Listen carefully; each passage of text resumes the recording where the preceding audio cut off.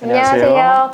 어린이부터 어르신까지 온 가족의 평생 주치 서울원병원입니다. 오늘도 서울원병원 TV를 찾아주신 분들께 유익하고 알찬 건강 정보로 여러분의 시간을 채워드리도록 하겠습니다. 자, 그럼 서울원병원 나영곤 대표 원장님을 모시고 지금 바로 시작하겠습니다.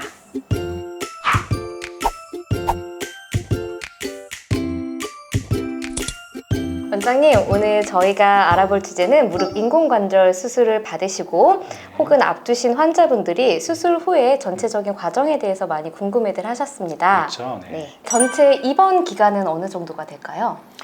무릎 수술을 한쪽만 하는지 양쪽을 다 하는지에 따라서 다를 것 같습니다. 한쪽을 하는 경우에는 수술하고 나서 약 2주 정도 입원 기간을 가지고요. 조금 회복이 빠르시거나 집이 더 편하시다 이런 분들은 수술 이후 일주일 정도에도 퇴원이 가능하십니다. 양무릎을 다 수술하시는 경우에는 먼저 첫 번째 수술을 한 이후에 일주일 정도 회복한 이후에 한 번 더 수술을 해서 반대쪽 다리를 수술하게 됩니다. 두 번째 다리 수술을 한 이후에 약 2주 정도 더 입원하시기 때문에 총 입원 기간은 3주 정도가 되게 되고 이 역시도 환자분 회복이 빠르시다면 조금 더 단축할 수 있습니다. 네, 수술 후 입원 기간이 2주라고 말씀을 하셨는데요. 환자분들이 반드시 2주를 입원하셔야 하나요? 네, 꼭 그런 건 아닙니다. 그런데 이제 보통 수술 이후에 실밥 제거하는 게 수술 이후 2주이기 때문에 집에 가셨다가 또 외래 와서 실밥을 제거하고 이런 번거로움을 이제 해소하기 위해서 그냥 2주 정도 회복도 하시고 겸사겸사 봉합사 실밥도 제거한 이후에 퇴원하시는 걸 선호하고 있습니다.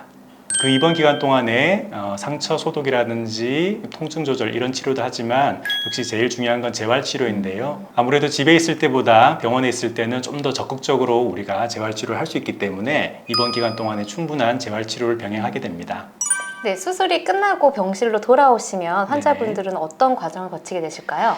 무릎 인공관절 수술은 대개의 경우 척추 마취, 즉 하반신 마취로 수술을 하게 됩니다. 근데 척추 마취를 하게 되면은 너무 빨리 상체를 일으키게 되면은 뇌척 수액이 빠져나와서 심한 두통을 일으키는 경우가 아주 가끔 그렇게 생깁니다. 그렇지만 한번 생기면 그 두통이 굉장히 심하기 때문에 비교적 수술 이후에 몇 시간 동안은 좀 안정을 권하게 되는데요.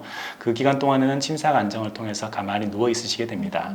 아무래도 고령의 환자분들은 고혈압이나 당뇨, 심장병 같은 많은 질환들을 갖고 있는데요. 이런 경우 전신 마취보다는 아무래도 척추 마취 같은 부위 마취가 좀 더 안전한 걸로 되어 있습니다.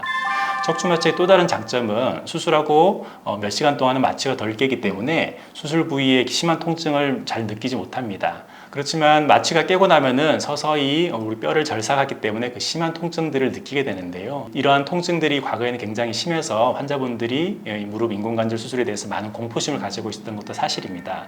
그런데 최근에는 이런 통증을 조절할 수 있는 많은 방법들이 개발되고 적용되어서 환자분들이 보다 편하게 수술을 시행받고 있습니다. 네, 말씀하신 대로 통증에 대한 공포심이 많으실 것 같은데요. 맞습니다. 네. 수술 후에 통증 조절 방법으로는 어떤 방법이 있는지 자세히 설명 부탁드립니다. 네, 무릎 인공관절 수술 이후에 통증을 조절을 잘 하는 것이 수술의 예후, 특히 재활과 관련해서 굉장히 중요하다는 것이 많이 대두되었고요. 그래서 최근의 트렌드는 통증 조절을 위해서 여러 가지 방법을 같이 쓰는 그런 종합적인 접근법이 이루어지고 있습니다. 가령 수술 중에도 우리가 칵테일 주사라고 해서 여러 가지 좋은 약들을 섞어서 통증 조절을 위해서 무릎 주변에 주사를 하고 나오고요.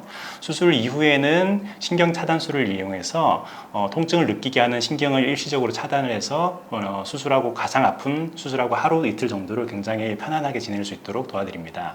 그리고 많은 분들이 알고 있는 이른바 무통주사라는 게 있는데요. 정확하게는 자가 통증 조절 이런 주사인데요. 정맥 주사를 통해서 진통제를 자기가 이런 버튼을 눌러서 필요할 때마다 누르는 방식입니다. 이 약은 누르지 않아도 일정량, 소량의 안전한 용량은 이제 지속적으로 투입이 되면서 한번 누를 때마다 안전한 용량으로 투입이 되고요. 또 너무 자주 누르면은 그게 자동으로 차단이 돼서 불필요하게 과량이 투입돼서 부작용이 생기는 일을 억제하는 그런 장치를 통해서 정맥으로 진통제를 투여하는 방식입니다. 그래서 많은 부분 통증이 개선이 되었고요. 그런데 이제 무통주사가 이름이 무통주사인데 사실은 이것으로도 통증 조절이 충분치 않은 경우들이 많습니다. 특히 수술하고 첫날 밤에는 마취가 깨면서 많은 통증을 느끼게 되고 우리가 무통주사 같은 거로도 충분하게 통증 조절이 안 되는 경우들이 있습니다. 이럴 경우에는 추가로 엉덩이 주사라든지 정맥 주사를 통해서 진통제를 투여받습니다. 보통 수술 다음 날부터는 금식이 풀리기 때문에 일단 경구약, 먹는 약을 통해서 진통제를 또 투여받습니다. 이렇게 종합적인 방법을 통해서 수술 후 통증을 많이 완화시켜서 환자분들이 보다 편하게 수술을 받으실 수 있도록 도와드리고 있습니다. 네, 이렇게 다양한 약으로 통증을 네. 조절을 하는데 부작용 같은 거는 따로 없을까요? 네, 있습니다. 가장 대표적인 부작용이 바로 수술 후 오심과 구토 증상입니다. 어떤 환자분들은 수술 후 통증은 견딜만 한데 이 메스꺼운 증상과 또 심지어는 토하기도 하거든요. 이런 증상이 훨씬 더 힘들었다 이렇게 말씀을 하십니다. 우리가 통증 조절을 열심히 하면은 덜 아파서 좋은데 반대급부로 오심과 구토 증상이 더 따라 붙는 경우도 많습니다. 그래서 두 개 사이를 이렇게 밸런스를 맞추는 게 굉장히 중요합니다. 그래서 이런 통증 조절과 함께 이런 오심 증상을 완화하기 위한 예방적인 약제도 수술 후에 투여하고 있습니다. 척추 마취 이후에는 침상 안정이 필요하다고 하셨는데 네. 얼마 정도를 안정하셔야 될까요? 척추 마취를 하신 분들은 6시간 정도 침상 안정을 하셔야 되는데요. 평평한 침대 위에 가만히 누워 있어야 됩니다. 근데 이게 생각보다 힘들어서 환자분들이 허리도 아프고 찌뿌둥하고 이런 것을 많이 호소를 하고 계십니다.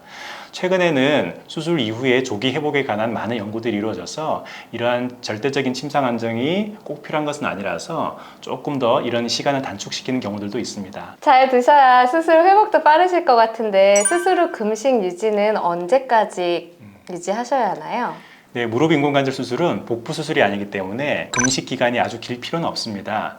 일반적으로는 상체를 들어 올려서 앉을 수 있는 시간이 되면은 바로 일반적인 시기, 좀 약간 불안한 경우에는 미음이나 죽 같은 좀 더 편한 시기를 시작하게 됩니다.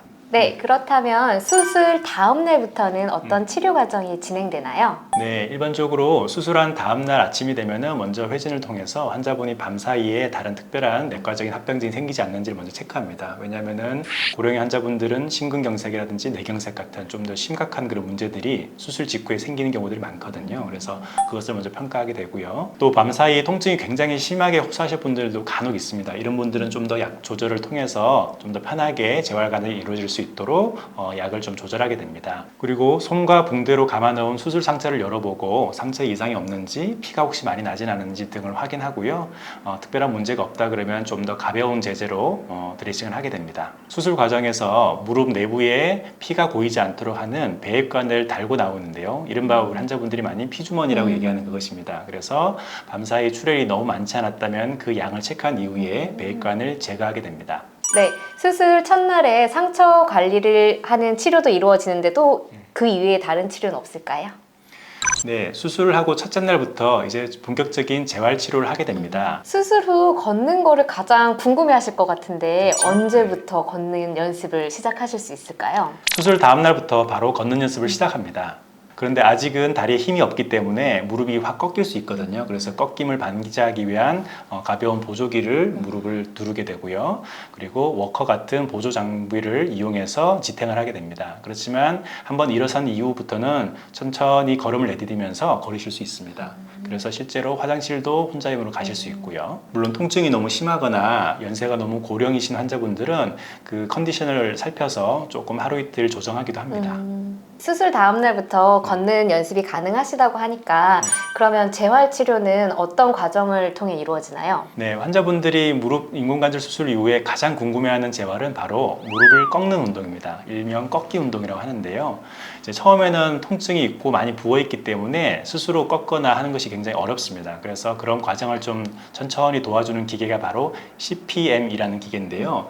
기계가 천천히, 아주 천천히 속도로 무릎을 천천히 굽혔다가 폈다를 반복합니다. 그래서 이 각도를 세팅을 해놓으면은 그 범위 내에서만 왔다 갔다 운동을 하기 때문에 과도하게 무릎을 꺾지 않고 환자분들이 견딜 수 있는 정도 범위 내에서만 운동을 하게 됩니다.